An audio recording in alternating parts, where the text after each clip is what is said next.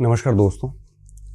अभी 27 तारीख और 28 तारीख को रीट की पात्रता परीक्षा आयोजित होनी है और जिसके सेंटर भी आपके आ चुके हैं, अपने ज़िलों में ही आए हैं।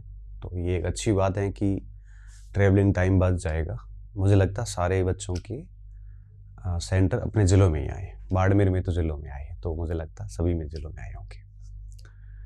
आज 20 तारीख है और 20 तारीख ख़त्म हो गई है ऑलमोस्ट। अब आपके पास में 6 दिन बचे हैं और इन 6 दिनों के अंदर हमें क्या करना चाहिए, हमारा एक व्यवहार कैसा होना चाहिए। स्टूडेंट्स इस समय थोड़े से संवेदनशील अधिक होते हैं। जो नए बच्चे होते हैं उनको घबराहट सी होती है। ऐसा लगने लगता है कि अगर पात्र नहीं हुए तो क्या होगा, क्या मैं पेपर ठीक तरह से अटेंड कर पाऊँगा कि नहीं पाऊँगा, क्या मेरे से पेपर मैनेज होगा कि नहीं होगा। मैंने तैयारी तो बहुत अच्छे से करी है, मुझे याद नहीं है, इन 5-6 दिनों में मैं किन चीज़ों पे ध्यान दूँ, टेस्ट वगैरह दूँ कि नहीं दूँ, ऑनलाइन दुनिया में जुड़ा रहूँ कि नहीं रहूँ, अगर मैं पढ़ूँगा मगर कौन से विषय पर ध्यान दूँ, किस पार्ट को छोड़ दूँ।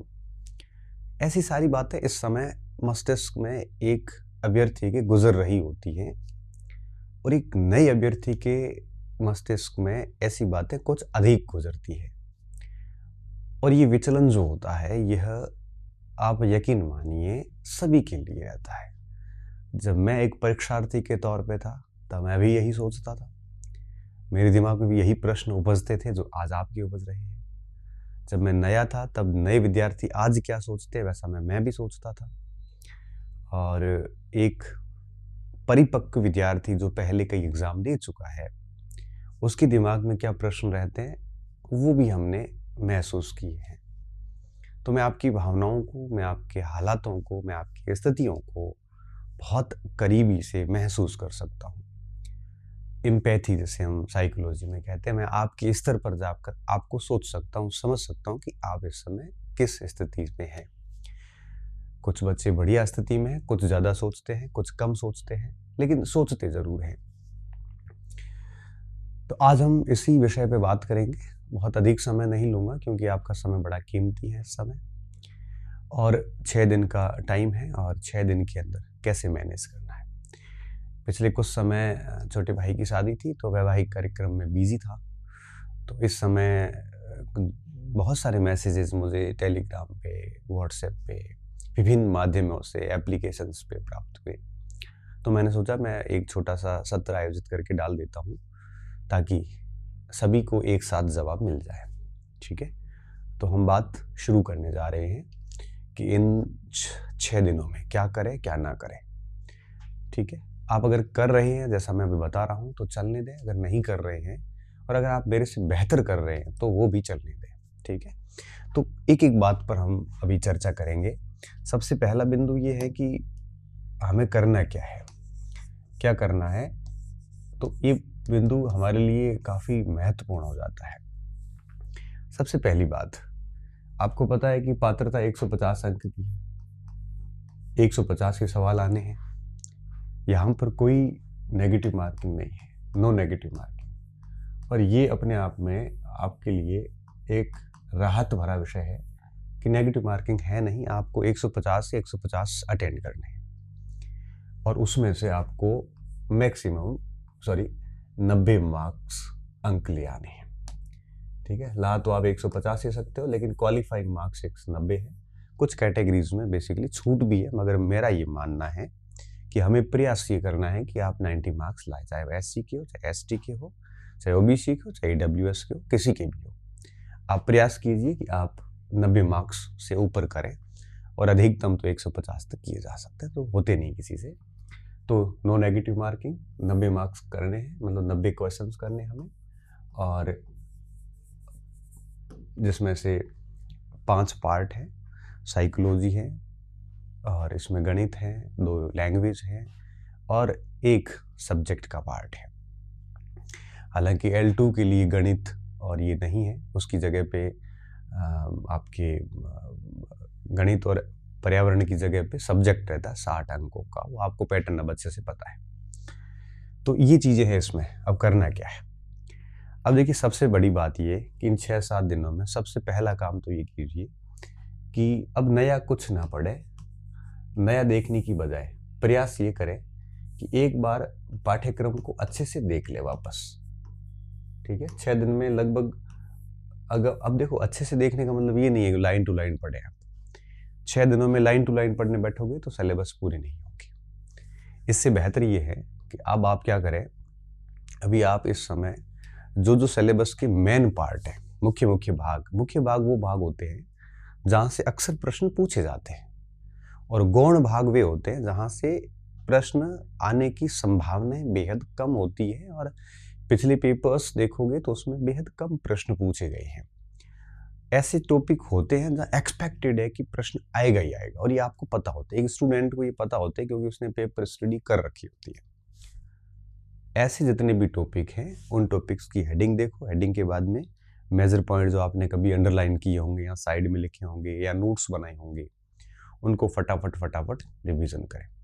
अब 6 दिन है तो कोशिश कीजिए, 6 दिन है तो आपको पता है कि इतना अधिक समय नहीं है। ठीक है, तो जैसे क्या किया, एक दिन आपने पूरा दिन लेके बैठे और एक दिन में आपने सारे विषयों की शिक्षण विधियां पढ़ ली, सारे विषयों की। ठीक है, जैसे हिंदी की, संस्कृत की, आपके सब्जेक्ट की।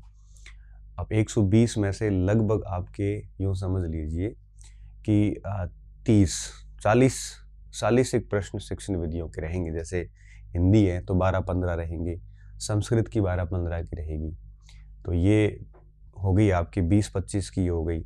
सब्जेक्ट की 10-12 रहेगी आपके, तो ये 35 के आसपास हो गई। ठीक है, और इसके अलावा आप के उसमें गणित है L1 में तो उनके भी रहेगी, L2 में फिर आपके साइकोलॉजी में ऐसा कुछ नहीं है। तो कोशिश करिए कि 30-40 सवालों को जैसे एक दिन में सारी शिक्षण विधियां देख ली, ऐसा प्रयास करिए। और ये दिन आप रखना कौन सा, ये लास्ट, जैसे 27 को पेपर है तो 26 तारीख को जैसे ये सब देख लो, क्योंकि ये थोड़ा भूल भी जाते हैं। और एक दिन आप कोशिश करिए कि सारा मनोविज्ञान देख लो। ठीक है, क्योंकि इतना पढ़ा हुआ होता है कि एक दिन में मोटा मोटा रिवीजन हो जाता है। अब लाइन टू लाइन की बजाय, रीडिंग बिटवीन द लाइन की बजाय आपको क्या करना है, ऊपरी तौर पे, सरसरी तौर पे आंखों से उसको निकालना है। एक दिन मनोविज्ञान को दे दो, तो जैसे मान लो 25 को दे दिया। ठीक है, अब आप देखो 30 नंबर का मनोविज्ञान और 30-35 की शिक्षण विधियां, तो 60-65 का आपने 2 दिन में देख लिया। अब क्या करोगे, अब 2 दिन आप क्या करो, जैसे आप L2 के हैं मान लो, तो आप उसको सब्जेक्ट को दे दो। ठीक है, जैसे L2 के हैं तो L2 को क्या करो, 2 दिन सब्जेक्ट को दे दो, और ये 2 दिन सब्जेक्ट को दे दो। अगर आप L1 के हैं तो 1 दिन सब्जेक्ट को दे दो। ठीक है, और सब्जेक्ट को 2 दिन कौन से दे देने, जैसे आप 21-22 मान लो, 21-22 दे दो। या अगर EW आपकी EVS है, L1 है अगर आपका, और अगर L1 है तो 1 दिन में मोटा मोटा वो देख लो, 1 दिन कोई भी दे दो, चाहे आप 21 ही दे दो, कल का दिन ही दे दो आप।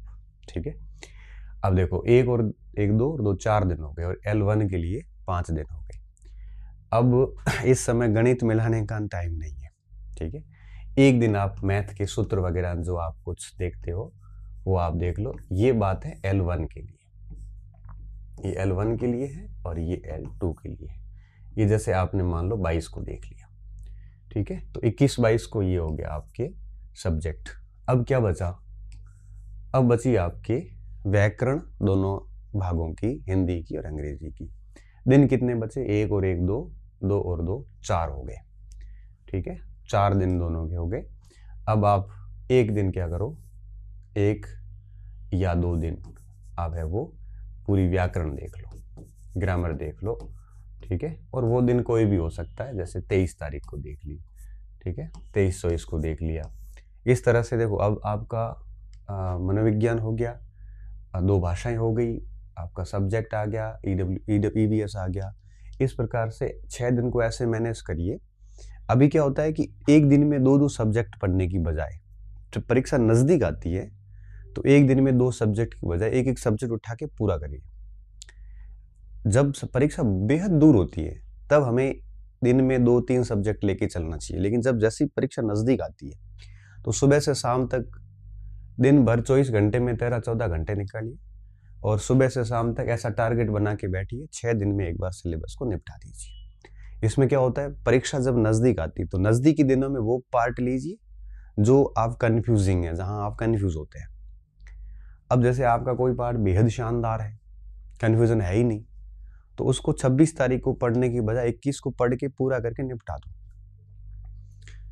जो पार्ट आपका बेहद कन्फ्यूजिंग है, उसको 26 को ले लो, ठीक है। इस तरह से आप उसको 21 से लेके 26 तक को सेट कर दो और 27 को सुबह टाइम पे जाके और अपना पेपर देके, वो बात अपन बाद में करते हैं। तो क्या करना है, सबसे पहला काम ये करना है कि ऐसा टाइम टेबल सेट कीजिए जिसमें मेरे हिसाब से पूरे पोर्शन आ गए हैं, फिर भी क्या मैं देख ही लेता हूँ। देखो, भाषाएं दोनों आ गई, मैथ आ गई L1 के लिए, और EVS आ गया, और मनोविज्ञान आ गया, मेथड्स आ गए, और L2 के लिए आ गया। देखो, ये 30 का 30 और 60 90 और ये भाषा की 2 150 हो गई, उसकी 150 हो गई। ऐसा सेट कर दीजिए एक तो।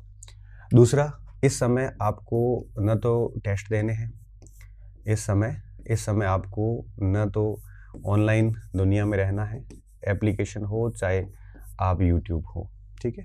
अब आप कहोगे सर आपका भी तो चल रहा है, लाइव चलते हैं, वो संस्थान अपने काम करते हैं, मैं आपके लिए सलाह दे रहा हूँ, ठीक है। अब आप कहोगे सर सक्सेस पॉइंट पे भी मैराथन चल रही है, वहाँ चलती, ठीक है ना, वो अभ्यास करवा रहे हैं, तो वो अपना काम कर रहे हैं, आप अपना काम कीजिए, ठीक है ना। मार्केट को हम रोक नहीं पाएंगे, सक्सेस पॉइंट को रोकेंगे तो दूसरे संस्थान करेंगे, वो ये सब मार्केटिंग, ये बिजनेस है, सब करेंगे। आप, मुझे लगता है कि अपने विवेक से निर्णय लिया करें। मेरा मन ये कहता है कि आप अब इस समय 6 दिन ऑनलाइन दुनिया से दूर रहें, जिसमें आप यूट्यूब्स के मैराथन्स वगैरह, एप्लीकेशन वगैरह, क्लासेस देख रहे हैं तो बंद कर दें, ये सब चीज़ें कर दें, ठीक है। क्या करें क्या ना करें, साथ में ले रहा हूँ मैं अब, ठीक है। तो पाठ्यक्रम ऐसे करें, टेस्ट वगैरह से दूर रहें अभी इस समय। हाँ, कोई पुराना पेपर अगर कोई पढ़ा है, फ्री बैठे हैं, देख लिया तो अलग इश्यू है। ऑनलाइन दुनिया से बेहद दूर रहें इस समय। आप है वो अपने रूम में गायब हो जाए, दुनियादारी से बिल्कुल संपर्क कट कर दे 5-6 दिन के लिए, और बढ़िया तरीके से 6 दिन ये इस टाइम टेबल को फॉलो करें, ठीक है। ज़्यादा लोड लेने की आवश्यकता नहीं है, नेगेटिव मार्किंग नहीं है, तो बड़े आराम से पात्रता क्लियर हो जाती है।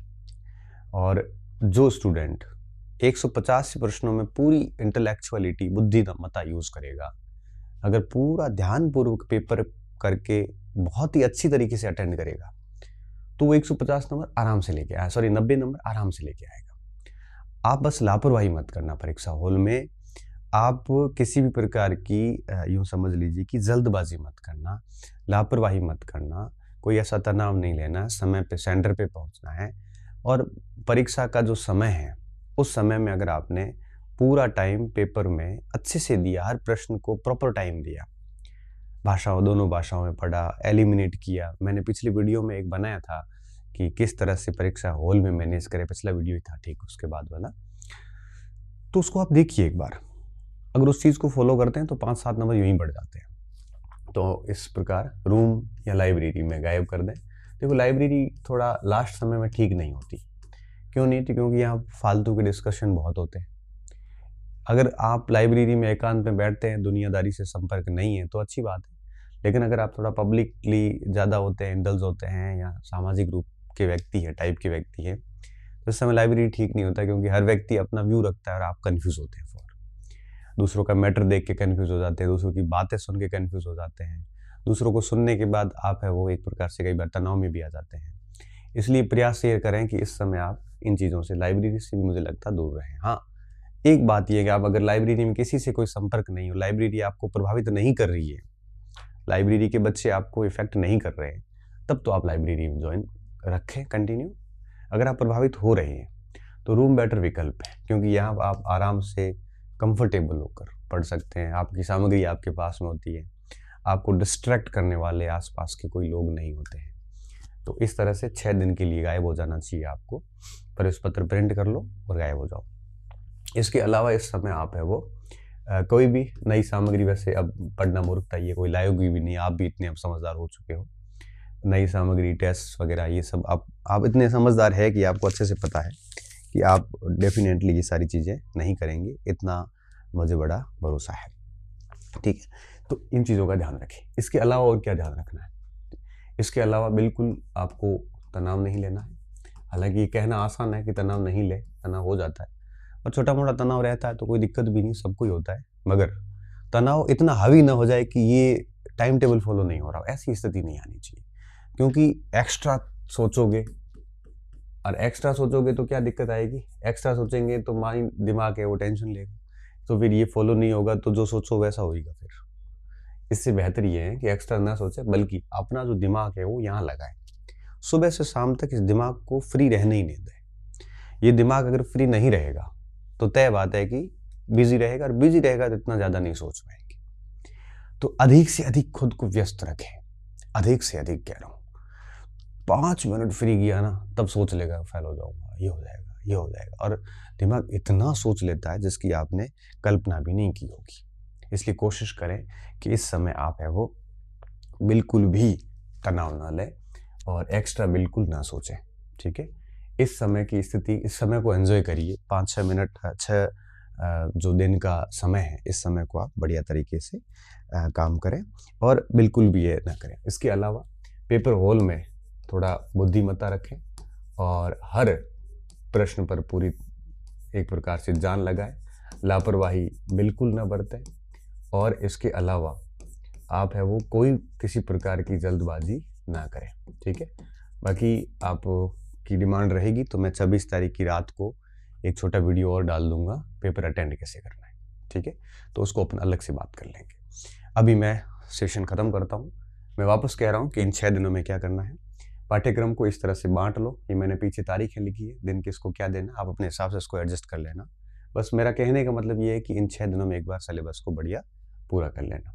बाकी ऑनलाइन दुनिया, टेस्ट सीरीज, लाइब्रेरी में अगर डिस्ट्रैक्ट हो रहा है तो इन चीज़ों से दूर रहें, नए मटेरियल से दूर रहें, रूम में गायब हो जाएं, अच्छे से पढ़ें, फालतू एक्स्ट्रा थॉट्स ना लाएं, तनाव बिल्कुल ना लाएं, और बिल्कुल भी अतिरिक्त ना सोचें। आराम से पेपर हो जाते हैं। 26 की शाम को एक छोटा सा 10 मिनट का वीडियो डाल दूंगा जिसमें ये बताऊंगा कि पेपर को आपको ठीक तरीके से हैंडल कैसे करना है।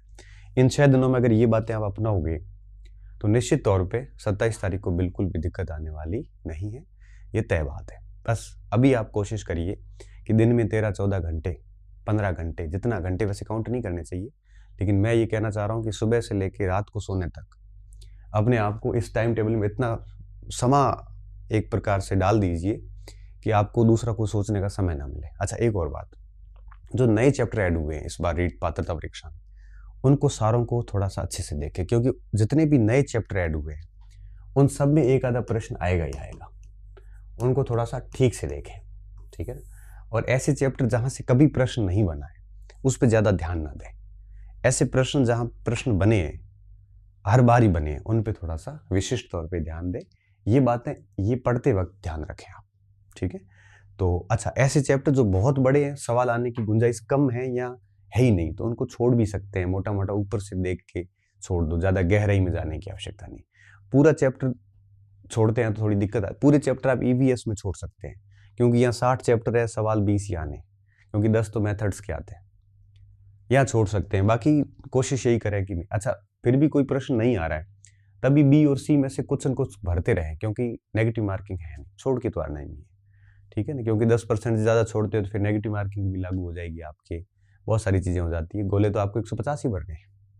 तो आगे की बातें तो अपन करेंगे, पर पेपर कैसे अटेंड करना है, 7वें दिन का जो व्यवहार है 27-28 को, उसकी बात हम 26 तारीख की शाम को करेंगे, और 26 तक क्या करना है उसकी बातें हमने इस सेशन में कर ली। उम्मीद कर रहा हूँ ये आपके लिए बेनिफिट होगा और आपको फ़ायदा देगा, ठीक है। ये कोई ऐसा एब्सोल्यूट नहीं है कि आपको ये करना ही है, अब इससे बेहतर भी कर सकते हैं। ये मेरा एक एक्सपीरियंस था, क्योंकि मैंने वो स्थितियाँ देखी हैं जो आप स्थितियों से गुजर रहे हैं, ठीक है। बहुत बहुत धन्यवाद विद्यार्थियों, अच्छी रहिए, मस्त रहिए और पढ़ते रहिए।